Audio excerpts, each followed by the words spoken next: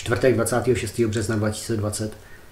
Mně teď napadla taková věc, co když ta vakcína na koronavirus už dávno někde existuje, co když ji má nějaká farmaceutická firma schovanou někde ve skladu a ještě se nevyděsilo dost lidí, potřebuje umřít ještě víc lidí, takže se bude prodlužovat ta nemoc, že jo, ta v úvozovkách, že jo, šílená nemoc, která je jenom uměle vyvolaná panika, tak se to bude prodlužovat.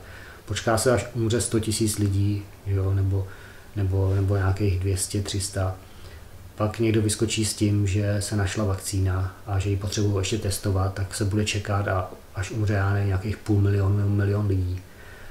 A ve chvíli, kdy bude ta vakcína připravená, tak lidi začnou sprintovat a začnou utíkat a nechají se všichni očkovat. Pokud se ovšem nestane to, že bude nařízená, že se nařídí, protože to, co tady teď vzniká, je šikana úplně na ruby, úplně otočená, kdy lidi říkají, musíš mě chránit, ty musíš chránit mě a říká se, že vy si nevážíte ostatních a tak dále. Úplně na ruby šikana.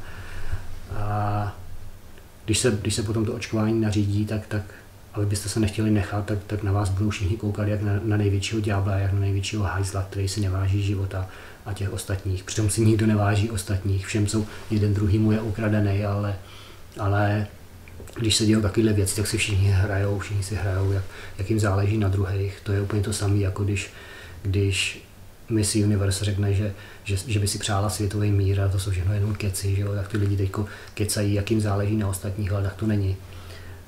No a bude se očkovat a ta firma takhle vytáhne ze skladu všechny ty vakcíny a protože to bude povinný, tak vydělá miliardy, 100 miliardy dolarů, že jo? A všechno je to jenom o penězích, protože vždycky je to o penězích a o kontrole, že jo? Budou se vydělávat prachy a budou se kontrolovat lidi, no.